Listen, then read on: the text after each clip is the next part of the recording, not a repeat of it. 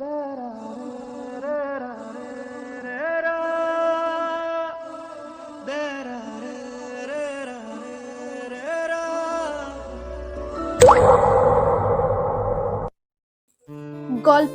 Checkmate, লেখিকা Sarika Hossain.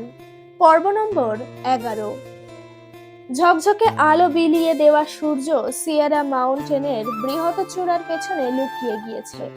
Alpine গাছের সারি ভেদ করে ঘন কালো অন্ধকার এসে ঘিরে ধরেছে সর্বত্র। কোথাও এক বিন্দু আলোর উপস্থিতি নেই। চারপাশ ঘোর অমানিসায় ল্যাপটানো। এহেন লোমহর্ষক অন্ধকারে কেমন যেন ভয় ভয় অনুভূতি হয়। সেই অনুভূতিকে আরেকটু গাঢ় করতে ডেকে উঠে নেকড়ের পাল। কি ভয়ানক তাদের দলবদ্ধ স্বর! মাঝে মাঝে বিশাল অজগরের ফসফস শ্বাসের শব্দ হৃদয়ে ধুকপুকানি সৃষ্টি করে। থেকে থেকে কেমন সব নাম না জানা বিশাল দেহী পাখি ঝাঁক বেঁধে হুলস্থুল বেসুরে গলায় চিৎকার করে ওঠে। সেই চিৎকার কলিজা কাঁপিয়ে তোলার জন্য যথেষ্ট। এমন ভয়ানক অরণ্যে মানুষ আর পশু কি করে একসাথে বাস করতে পারে? রাতের পরিধি বাড়ার সাথে সাথেই শীতের তীব্রতা আরেকটু বাড়লো। ওয়েদার ফোরকাস্ট অনুযায়ী বরফ ঝরার কথা, কিন্তু শীতের মাত্রায় মনে হচ্ছে আজ বরফ ঝরবে না। নিজ কক্ষের বৃহৎ বারান্দায় ইজি চেয়ারে চোখ বন্ধ করে বসে আছে সরফরাজ। গায়ের পোশাকে এখনো ডেমিয়েনের তাজা রক্ত লেপটে আছে। রক্তের গন্ধ সরফরাজের বড্ড প্রিয়। রক্তমাখা পোশাক গা থেকে খুলতে ইচ্ছে হয় না তার। অ্যালকোহলের চাইতে বড্ড নেশালো এই রক্তিম পদার্থ। সরফরাজের মনে হয় আফিম বড্ড নেশালো। কথাটি ভুল। তার মতে রক্ত বড্ড নেশালো হওয়া উচিত, নইলে সেই যে 17 বছর বয়সে রক্তের নেশায় হাতে খড়ি হলো, তা এখনো মস্তিষ্কে শক্ত আসন গেড়ে বসে আছে কেন? কোনোভাবেই এই আকাঙ্ক্ষা, এই নেশা দমন করা যাচ্ছে না কেন? কেন বারবার মানুষের উষ্ণ রক্তে ডুবে থাকতে ইচ্ছে করে? এত কেনর উত্তর সরফরাজ জানে না। নিজের এই অধঃপতনে তার ছিল হাসে সরফরাজ।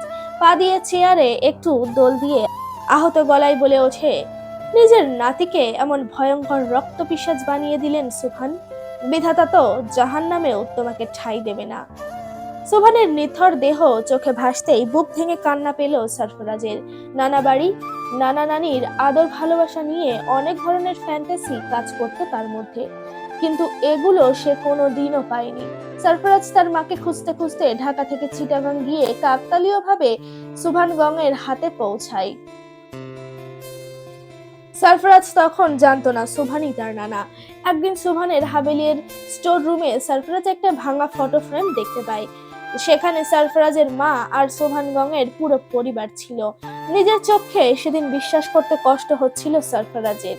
সরফরাজ ভেবেছিল নানার কাছে পরিচয় দিলে হয়তো সুবহান তাকে আগলে নেবে, কিন্তু কাবিরের মুখের নিষ্ঠুর কথাই ছোট্ট সরফরাজ ভেঙে গুড়িয়ে গেছিল। কাবিরের থেকে প্রথমে জেনেছিল সুবহানগঞ্জ নিজের মেয়ের জামাইকে কেটে টুকরো টুকরো করেছে। কাবির অবলীলায় কথাগুলো বললেও সরফরাজের বুকে প্রতিটি কথা আর হাসি তামাশা বিষাক্ত তীরের ফলার ন্যায় বিঁধেছিল।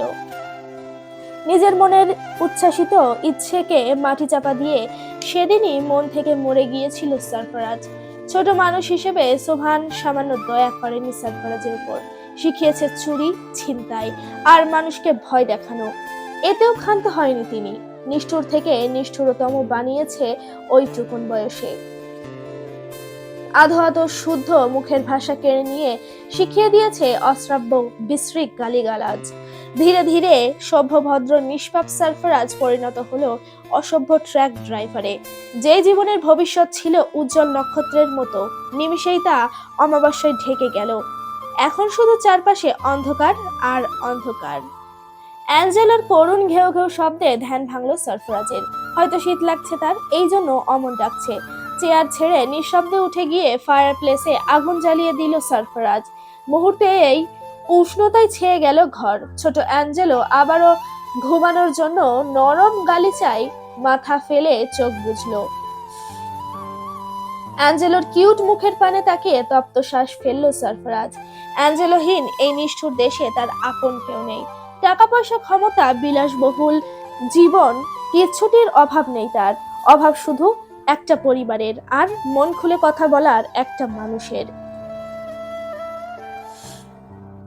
মনের ঘরের ছোট্ট কোণ থেকে হঠাৎ রূপকথার নাম মনে পড়ল সরফরাজের। তার একাকী নিঃসঙ্গ জীবনে এক ফালি সুখের দূত হয়ে এসেছিল মেয়েটি। নানান ধরনের ছেলে মানুষই প্রশ্ন করে পাগল করে তুলতো সরফরাজকে। কি মিষ্টি দেখতে, একদম রূপকথার স্নো হোয়াইটের মতো। বড় বড় চোখ দুটোতে সারাক্ষণ হাজারো প্রশ্ন খেলা করত। সুযোগ পেলেই সরফরাজের গলা জড়িয়ে নানান বাহানায় সেসব শুধাতো। গোটা গোটা হাতে সরফরাজের ঘন চুলে বিলি কাটতো, আর কোনো আবদারের আগে কি সুন্দর নিজের ছোট দুই হাতের আজলাই সরফরাজের বড় মুখশ্রী নিয়ে বড় বড় চোখ করে আদুরে গলায় বলতো। রূপকথার স্মৃতি মনে পড়তেই নিমিষেই মন ভালো হলো সরফরাজের। নিজের কর্ম ব্যস্ততায় রূপকথার স্মৃতি ভুলতেই বসেছিল সরফরাজ, কিন্তু মনটা বড্ড দুষ্টু।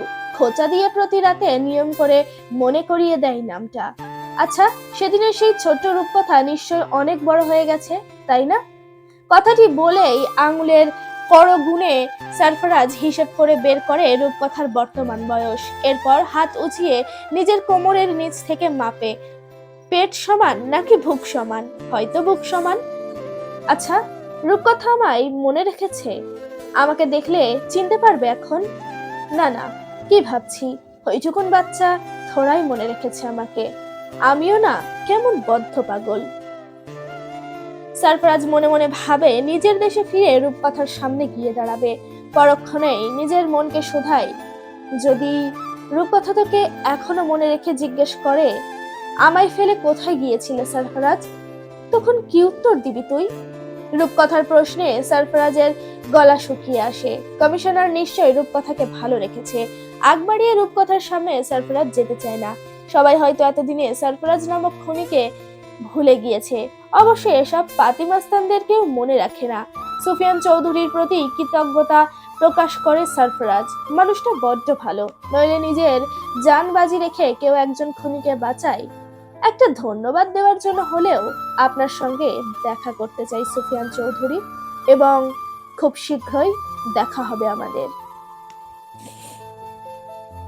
ধীরে ধীরে ভর্তির সময় এগিয়ে এলো রূপকথার।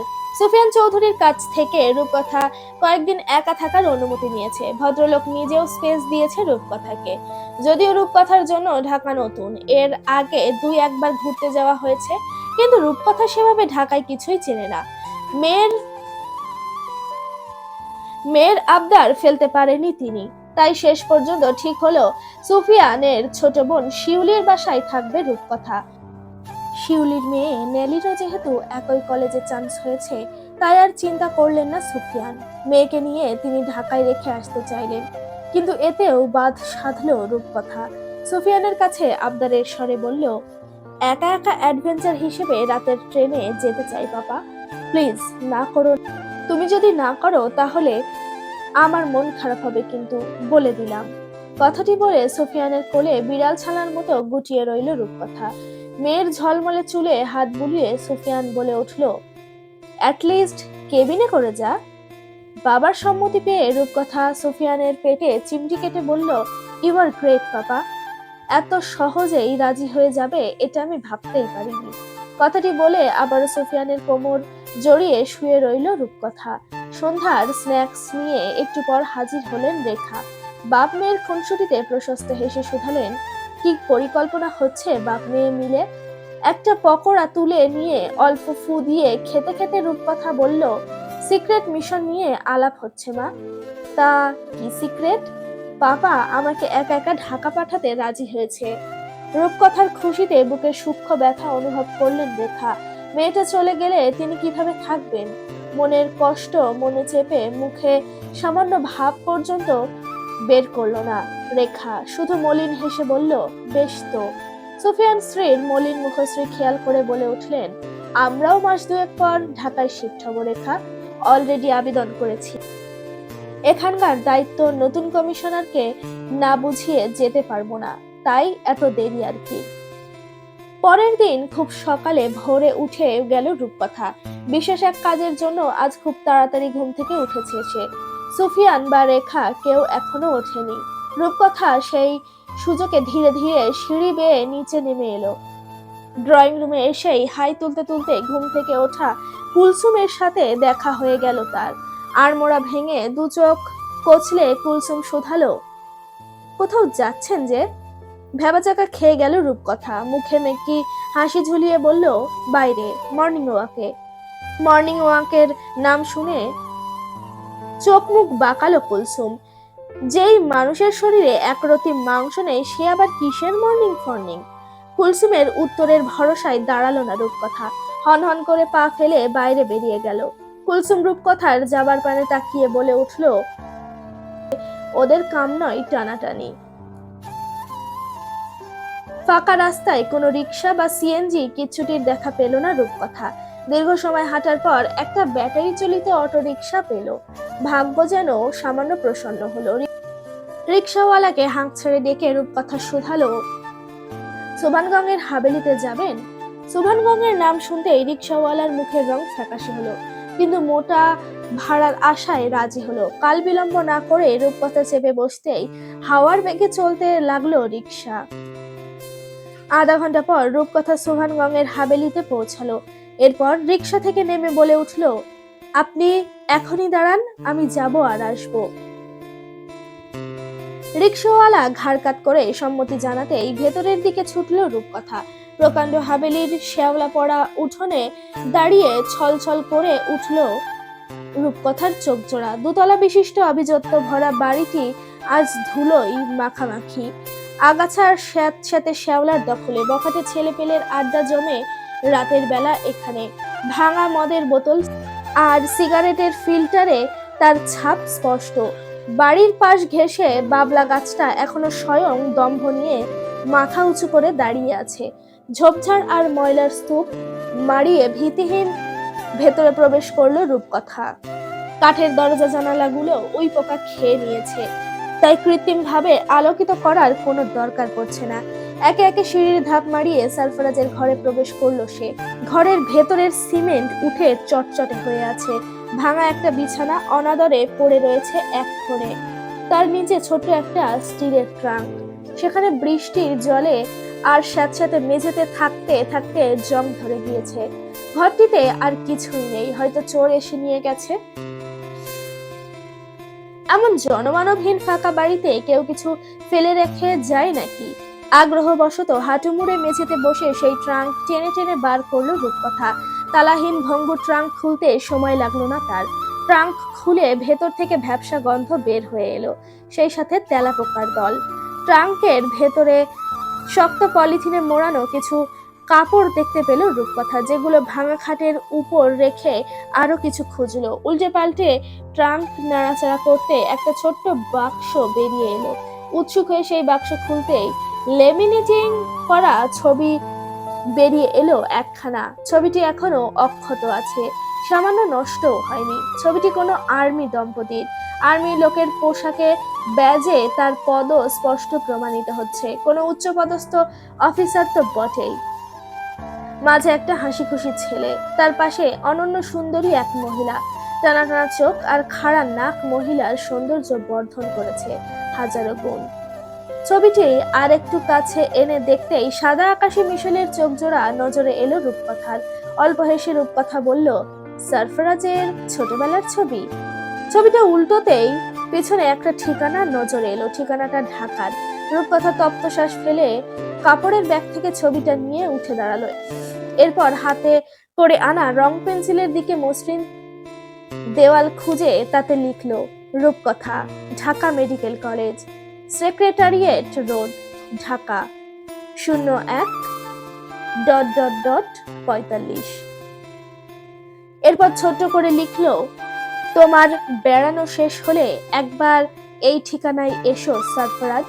তোমার অপেক্ষায় আগের ঠিকানাতেই এতগুলো বছর ছিলাম, তুমি আসোনি, বাধ্য হয়ে ঠিকানা পাল্টাতে হলো।